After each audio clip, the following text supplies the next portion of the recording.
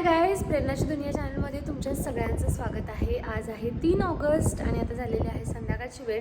काल मी शिराळ्यावरून पुण्याला आले, काल दुपारी निघाले आणि संध्याकाळी पोहोचले।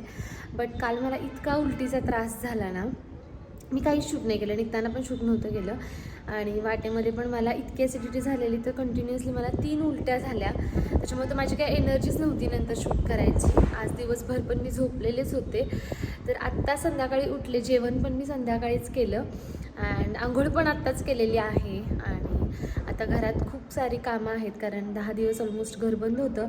प्रभाकर पण नवले ब्रिजच्याच घरी होता आणि त्यात कामवाल्या मावशीच्या जेवण बनवायच्या मावशी येत आहेत, पण ज्या झाडू पोचावाल्या मावशी होत्या तर नेमकं त्यांच्या घरी काहीतरी इश्यू झालेला आहे, त्याच्यामुळे ते येणार नाही आहे 2 दिवस। तर आता मला सगळे कामं करायचे आहेत।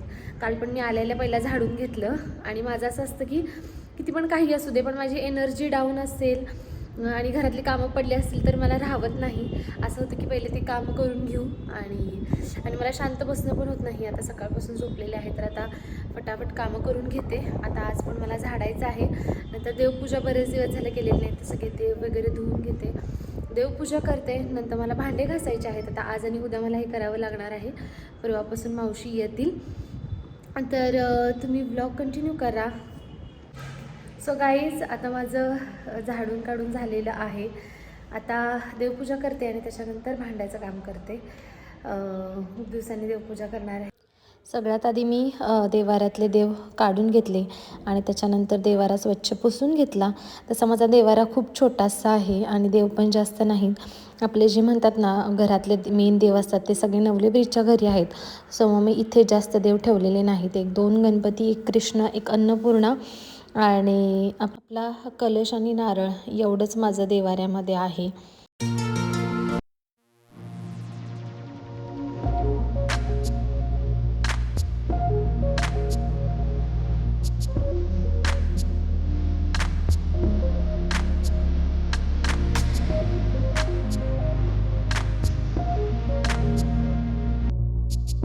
इथे मी देवांना आंघोळ घालत होते। शक्यतो लोक एका ताटामध्ये सगळे देव घेतात आणि मग त्याच्यावरती पाणी घालून देव धुतात, पण असं म्हणतात की आपण जसं आपल्या आंघोळीचं पाणी दुसऱ्यांना वापरायला देत नाही, तसं देवांचं पण आहे की एकाच ताटामध्ये सगळे देव धुवू नयेत। एक देव धुतल्यानंतर मग ते पाणी टाकून द्यायचं आणि मग त्याच्यानंतर परत दुसऱ्या देवासाठी परत पाणी घालायचं। सो असं प्रत्येकाला आंघोळी वेगळी घालायची, एकाचं पाणी दुसऱ्या देवाला वापरायचं नाही। आणि अशा पद्धतीनं मी एका पाठोपाठ एक सगळे देव धुवून घेतले आणि प्रत्येक वेळी मी पाणी चेंज करत होते। एक देव धुतल्यानंतर ते पाणी टाकत होते आणि मग नंतर एका कलशामध्ये पाणी घेतलेलं होतं आणि मग तेच हळूहळू प्रत्येक देवांना घालत होते। आणि ते स्वच्छ मी व्हाईट कापड, नवीन कापड आहे ठेवलेलं आहे, जे स्पेसिफिकली मी फक्त देवांसाठी यूज करते। तर त्याच्यावरती मी सगळे देव धुवून ठेवत होते आणि नंतर मग मी त्याच कापडाने प्रत्येक देव पुसले।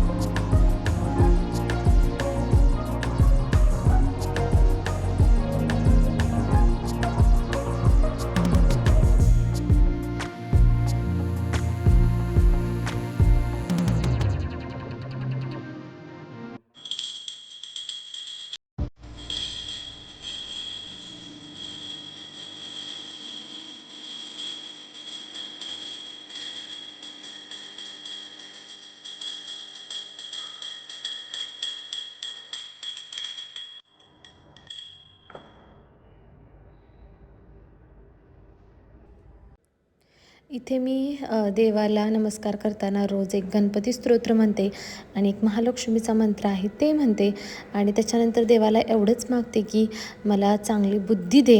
आणि हेच लहानपणापासून मी देवाला मागत आलेले आहे की चांगली बुद्धी दे. आणि असं दिसतं माझं छोटंसं मंदिर. देवपूजा झाली आणि मी आधी सगळ्यात बास्केटमधले भांडे लावून घेतले आणि त्याच्यानंतर भांडे धुवायला घेतले. सो गाईज, भांडे घासून झाले, देवपूजा झाली आणि आता मी खात आहे पेरू. आणि बघा असे पिंक कलरचे पेरू आहेत. मला हे खायला खूप आवडतात नॉर्मलपेक्षा, पण खूप भूक लागली, आता खाऊन घेते. गाईज बॅग बघा अजून तशीच आहे, मी ओपनसुद्धा केलेली नाही आहे. सो गाईज, आता मी तुम्हाला दाखवणार आहे की मी आयलायनर कसं अप्लाय करते. ही माझी मेथड आहे. प्रत्येकजण वेगळ्या वेगळ्या पद्धतीने अप्लाय करू शकतो, बट ज्यांना कोणाला आयलायनर अप्लाय करायला इश्यू येतो किंवा सवय नसते, मला पण सुरुवातीला सवय नव्हती आयलायनर कशी अप्लाय करायची, तर अशा लोकांसाठी मी सांगत आहे. आय होप माझी ही मेथड तुम्ही ट्राय करून बघा, युजफुल राहील. तर माझ्याकडे हा मॅबलिनचं आयलायनर आहे, मॅबलिन न्यूयॉर्कचं, आणि मी कसं अप्लाय करते ते बघा.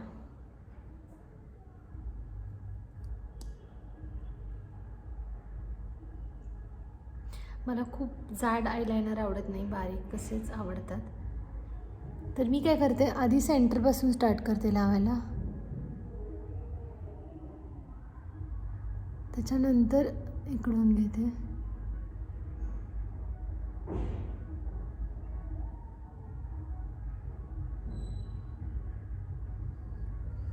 सो अशा रीतीने एका साईडचं झालेलं आहे, तर दुसऱ्या साईडचं पण सेंटरमधून आधी लावायचं आणि मग इकडून. असं हे बघा लागलेलं आहे, खूप सोपं आहे. इकडून बसच केलं, सेंटरपासून घेतलं आणि त्याने इकडून घेतलं. किती क्विक लागलं बघा. सो अशी खूप सोपी मेथड आहे. आय होप तुम्हाला युजफुल राहील अँड असं ट्राय करून बघा, नक्की लवकरात लवकर होईल.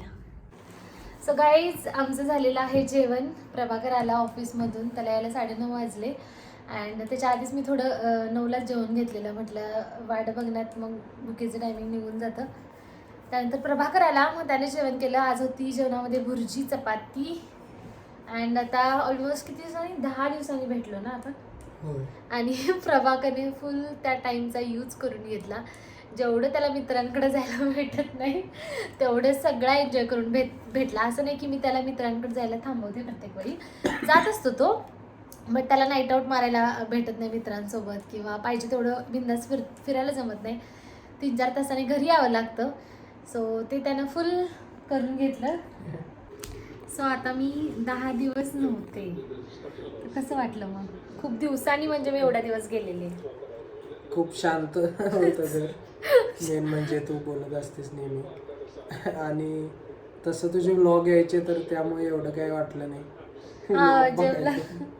हा ते एक झालंय की आता ब्लॉगमुळे मे बी नसेल मी तरी ब्लॉगमुळे लोकांच्या मे बी ह्याच्यामध्ये राहते, ते टचमध्ये राहते.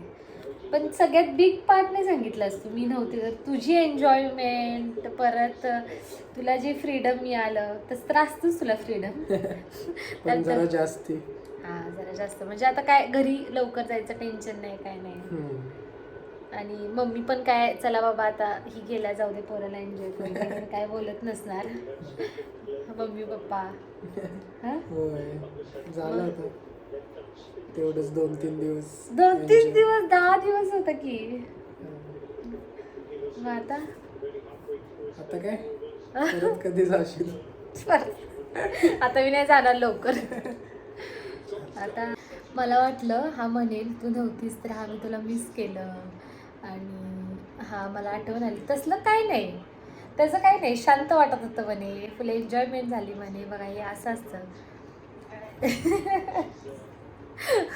काय जमाना आलाय बघा. सो गाईज, आता मी बघत आहे T20ची मॅच, इंडिया आणि वेस्ट इंडिजची, आणि प्रभाकराचं मला काहीतरी त्रास द्यायला लागला माझा मोबाईलने. तर तुम्हाला पण दाखवते झलक. फर्स्ट मॅच आहे, इंडियाची बॅटिंग चालू आहे, वेस्ट इंडिजची ऑलरेडी झालेली आहे आणि 2 विकेट आपल्या पडलेल्या आहेत. तर आम्ही ते बघत बसलेलो आहे. सो हे बघा, इथे मॅच चालू होती आणि तिलक वर्मा आणि सूर्यकुमार यादव बॅटिंगला होते. आणि आपल्या ऑलरेडी 2 विकेट्स गेलेल्या होत्या. इथे आपल्याला 5 बॉलमध्ये 10 रन्स पाहिजे होत्या आणि बॅट्समन नव्हते, बॉलर होते बॅटिंगला. आणि अशा तऱ्हेने वेस्ट इंडिज जिंकली 4 रनांनी.